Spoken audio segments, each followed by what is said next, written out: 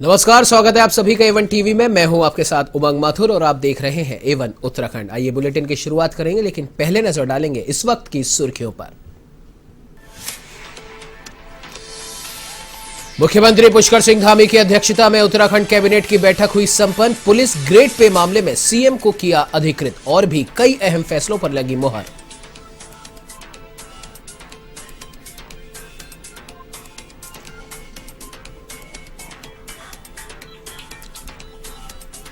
मुख्यमंत्री पुष्कर सिंह धामी ने कृषि के क्षेत्र में उत्कृष्ट कार्य करने वालों का किया सम्मान। नाबार्ड की सेमिनार में हुए शामिल। कहा, सरकार किसानों की आय दुगनी करने को लेकर प्रतिबद्ध।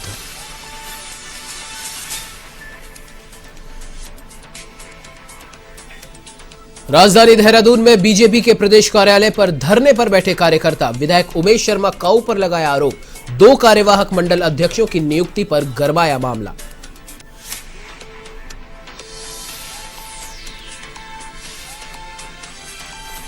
नववर्ष को लेकर देवनगरी में बड़ी रौनक। पर्यटक क्षेत्रों में सैलानियों का लगा जमावड़ा तो मसूरी में 80% होटल हुए बुक। हरिद्वार के शहरी क्षेत्र में सुबह 9 बजे से भारी वाहन रहेंगे प्रतिबंधित।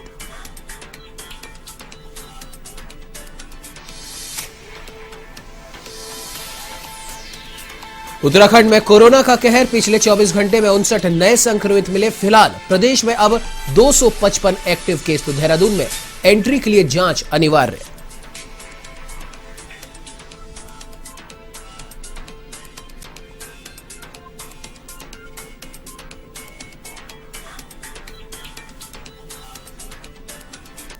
अब आइए बुलेटिन की शुरुआत करते हैं विस्तार से। आपको बता दें कि उत्तराखंड सरकार की इस साल की आखिरी कैबिनेट बैठक राज्य सचिवालय में संपन्न हुई। मुख्यमंत्री पुष्कर सिंह धामी की अध्यक्षता में हुई इस बैठक में 26 मामले प्रस्तुत किए गए। इस दौरान पुलिस के 4600 ग्रेड पे के मामले में कैबिनेट ने मुख्यमंत्री को अधिकृत किया। इसके साथ ही कई अन्य फैसलों पर भी मुहर लगी। तो वही अस्पतालों में ओपीडी शुल्क न बढ़ाने, सरकारी अस्पतालों में ओपीडी की पर्ची पर सालाना 10% की बढ़ोतरी न करने जैसे कई फैसले शामिल हैं।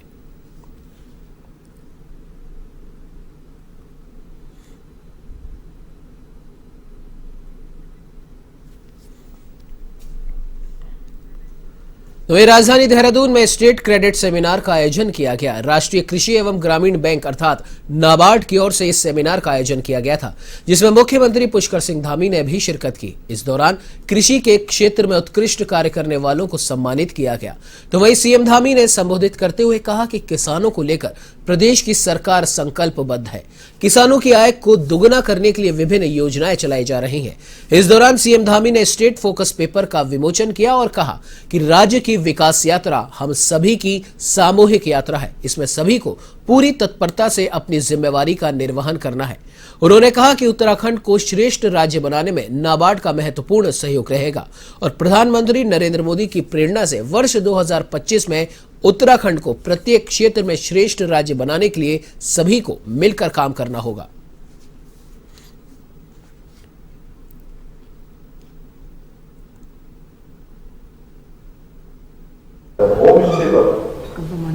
वहाँ पर हमारा प्रेजेंटेशन होगा और राज्य की बेस्ट प्रैक्टिस में होम स्टे को दिया जाएगा।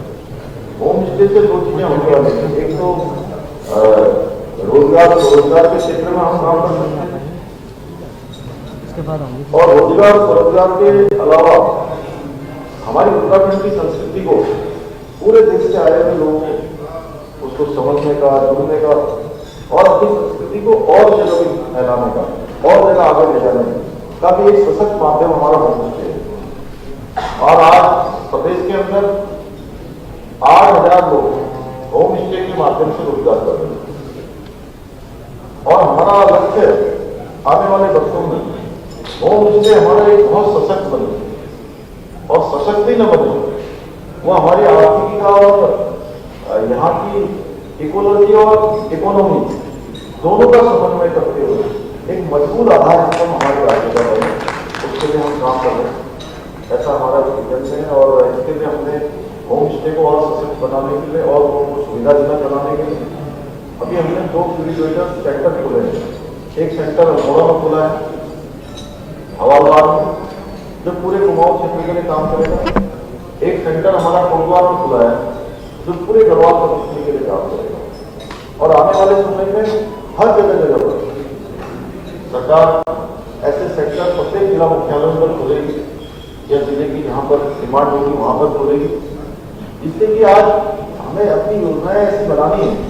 मैं आप सब लोगों से, क्योंकि यहाँ पर जितने भी लोग आए हैं वो बहुत ही प्रमुख लोग और सब टीम यहाँ पर आई हुई है, जिनके ऊपर पूरी नीतियों को, पूरे सरकार के कार्यक्रमों को, अपनी योजनाओं को और लोगों को लाभ देने की जिम्मेदारी है, लोगों को, जरूरतमंदों को सहायता करने की जिम्मेदारी है।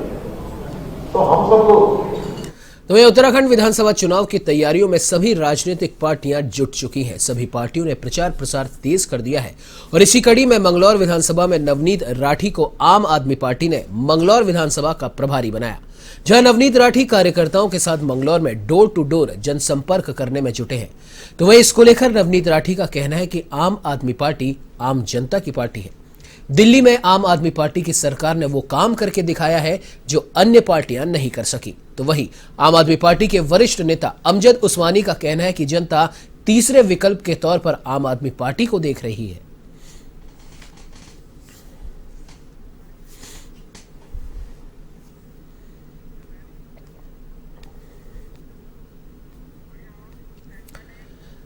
तो वह नववर्ष को लेकर अल्मोड़ा जनपद के पर्यटन व्यवसायियों के चेहरों पर रौनक बढ़ने लगी है। पिछले 2 वर्षों के बाद अब इस नए वर्ष में सैलानियों का जमावड़ा होने लगा है।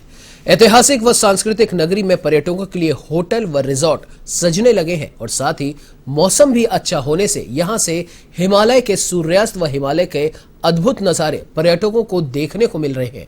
और इसी को लेकर होटल एसोसिएशन के पूर्व अध्यक्ष राजेश मिश्र ने बताया कि कोरोना के कारण पिछले लंबे समय के बाद अब काफी मात्रा में सैलानी यहां आ रहे हैं और सभी होटल व रिजॉर्ट में पहुंचने लगे हैं। उन्होंने बताया कि कोविड गाइडलाइन का पूरा ध्यान रखा जा रहा है और शासन व प्रशासन का भी पूरा सहयोग मिल रहा है।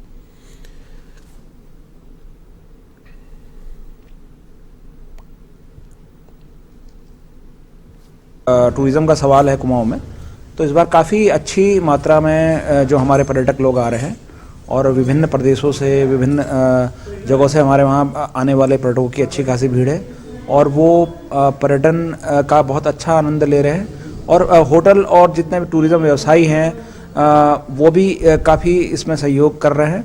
प्रशासन का, शासन का बहुत अच्छा सहयोग मिल रहा है।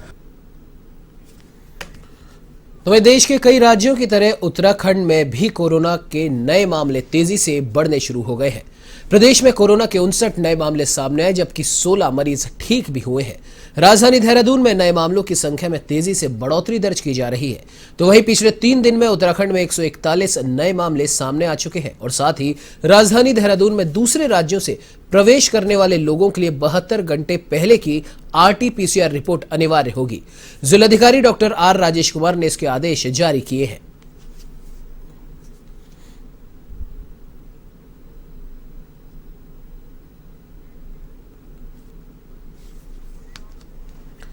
तो वहीं बीजेपी के प्रदेश कार्यालय देहरादून में रायपुर विधायक उमेश शर्मा काऊ का मामला गरमाया, जहां कार्यकर्ता अपने ही विधायक के खिलाफ बीजेपी मुख्यालय में धरने पर बैठ गए। दरअसल वर्तमान में रायपुर विधानसभा के 2 मंडल अध्यक्षों के सामने विधायक काऊ ने 2 कार्यवाहक मंडल अध्यक्षों की नियुक्ति कर दी, जिसका कार्यकर्ता पुरजोर विरोध कर रहे हैं।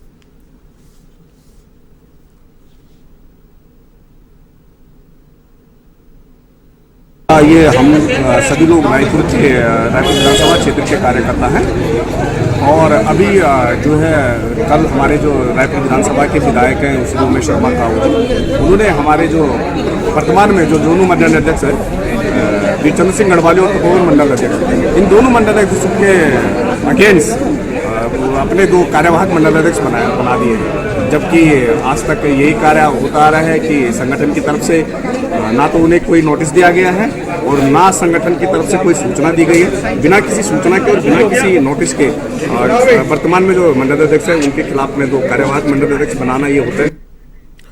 सितारगंज में वाहन और खनन प्रबंधक समिति ने उप जिलाधिकारी को ज्ञापन सौंपा, जिसमें कहा गया कि नदौर नदी के गेट खुले हुए 15 से 20 दिन हो गए हैं, लेकिन क्रैशर मालिक नदी के RBM का उचित रेट नहीं दे रहे और साथ ही किराया भी कम रखा गया है, जबकि लागत काफी ज्यादा आ रही है। तो वही वाहन स्वामियों ने बताया कि एक रॉयल्टी पर वाहन 4 चक्कर लगा रहे हैं, जबकि इनकी रॉयल्टी भी कम है।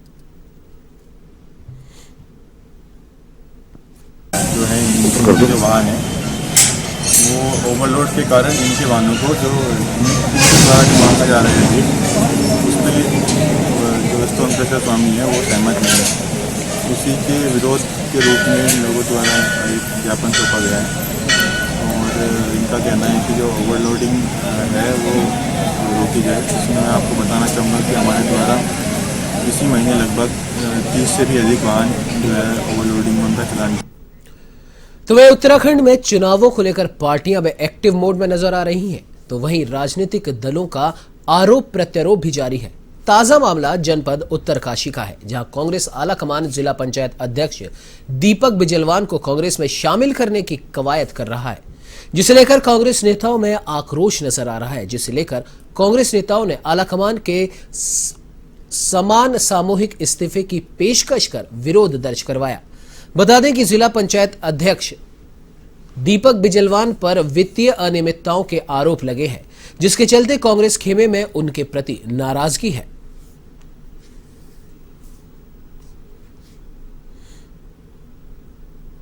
कांग्रेस पार्टी पूरे शिद्दत के साथ 2022 का चुनाव लड़ने की तैयारी कर चुकी है और मैं समझता हूं भारतीय जनता पार्टी की डबल इंजन की सरकार को परास्त करने के लिए प्रत्येक कांग्रेस कार्यकर्ता ने कमर कस के अपनी तैयारी पूरी कर ली है और मैं समझता हूं भारतीय जनता पार्टी को इस समय जो दशा पश्चिम बंगाल में हुई वो दशा उत्तराखंड में होने जा रही है।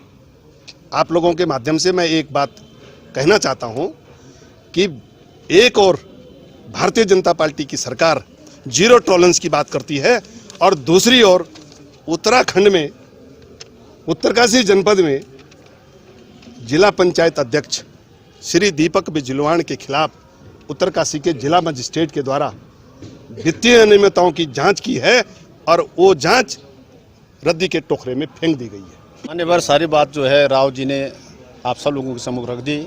संगठन की दृष्टि से उत्तरकाशी जनपद में हम 2 जिला अध्यक्ष हैं, गंगा घाटी और यमुना घाटी। गंगा घाटी का अध्यक्ष में जगमोहन सिंह रावत और यमुना घाटी के मेरे बड़े भाई राजेंद्र सिंह राणा जी हैं। हमारे साथ यहाँ पर प्रदेश सचिव जो है मनोज राणा जी है। हमारे साथ जो है नगर पालिका के पूर्व अध्यक्ष सूर्य सिंह रांगड़ जी है और सम्मानित तीनों ब्लॉकों के ब्लॉक अध्यक्ष हैं यमुनोत्री विधानसभा के। जिला अध्यक्ष यमुना घाटी परोला। क्या विरोध है आप लोगों का? हमारा विरोध यही है कि अगर पार्टी में गलत एलिमेंट आ जाते हैं उससे जो पार्टी में दुष्प्रभाव पड़ेगा जो हमारे लिए आगे के लिए घातक हो सकता है। जिस तरह से अभी हमारे साथियों ने कहा है कि इतना गबन करने के बाद भी वो उस पर कोई कार्रवाई नहीं हो रही है और फिर पार्टी इस पर विचार कर रही है, तो ये बड़े दुर्भाग्य की बात है कि अगर कोई भी पार्टी, वो कांग्रेस हो चाहे बीजेपी हो, ऐसे लोगों को लेंगे तो वो पार्टी के लिए नुकसान होगा और जो कार्यकर्ता पीछे खड़ा है उसका मनोबल गिरेगा। मैं इसके साथ साथ और भी बता, ऐसे लोग पार्टियों में इसलिए आ रहे हैं कि उनको लगता है कि कांग्रेस पार्टी जीतने की कगार में खड़ी है। आपको बता दें कि हरिद्वार के बहादुराबाद में बीजेपी कार्यालय में ज्वालापुर विधायक सुरेश राठौड़ ने पात्र लोगों को राहत राशि के चेक वितरित किए। सरकार की ओर से चलाई जा रही विभिन्न योजनाओं के तहत आर्थिक रूप से कमजोर व्यक्तियों को सरकार सहायता राशि प्रदान कर रही है, जिसके तहत बहादुराबाद स्थित कैंप कार्यालय में ज्वालापुर विधायक सहायता राशि के चेक का वितरण उन्होंने किया। इसके साथ ही बढ़ती ठंड के प्रकोप से बचने के लिए गरीब और असहाय लोगों को कंबल भी वितरित किए।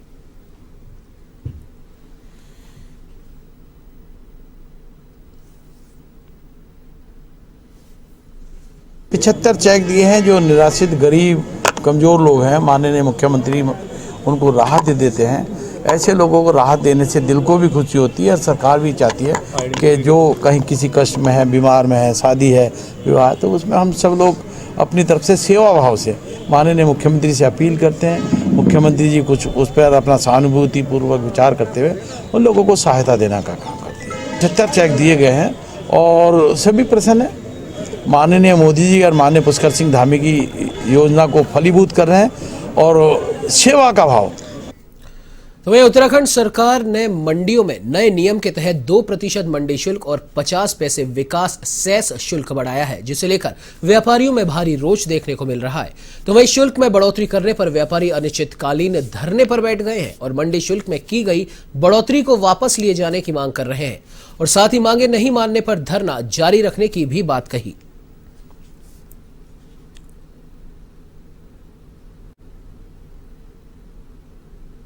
हर जगह टैक्सेशन माफ़ किया गया है, हरियाणा हो, राजस्थान हो, दिल्ली हो, वहाँ पे इतने बड़ा व्यापार है। हरियाणा में चावलों का बड़ा व्यापार है, वहाँ पे मंडी समिति की छूट दी गई है। दिल्ली में दालों का बड़ा व्यापार है, वहाँ पे मंडी समिति नहीं लगती है। हमारे यहाँ गुड़ का छोटा सा व्यापार है, पहले ही हम 1 साल से इसमें दिक्कत झेल रहे हैं कि बाहर गवर्नमेंट ने फ्री कर दिया था, हमारे यहाँ टैक्स था। 1 साल से तो हमने बड़ी परेशानी करके इस कारोबार को चलाया है, लेकिन अब हमारे निकटवर्ती राज्य यूपी में भी 1.5% कर दिया गया है और हमारे यहाँ 2.5%। ये जो सरकार है, ये गरीब हो, मजदूर हो या किसान हो, इनको जो है इनके गले में फंदा डालने का काम करती है। ये जो गुड़ मंडी मंगलौर की है, ये दुनिया में, हिंदुस्तान में एक बहुत बड़ा गुड़ का व्यापार इस मंडी से होता है। कुछ हमारे समीपवर्ती राज्यों में 1% है, हरियाणा में 1% है, यूपी में भी आधा और 1% है। यहाँ पर जो इन्होंने 2.5% टैक्स लगाया है, निश्चित रूप से व्यापारियों को नुकसान होगा और इसका सबसे बड़ा नुकसान जो होगा वो मजदूर को और किसान को होगा।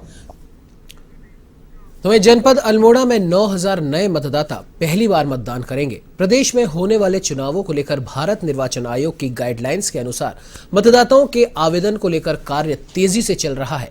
जिलाधिकारी ने बताया कि जनपद में 20,000 नए आवेदन आए हैं, जिनमें 15,000 सूचियां तैयार भी हो चुकी हैं। इस वर्ष 9,000 नए मतदाता हैं जो पहली बार मतदान करेंगे।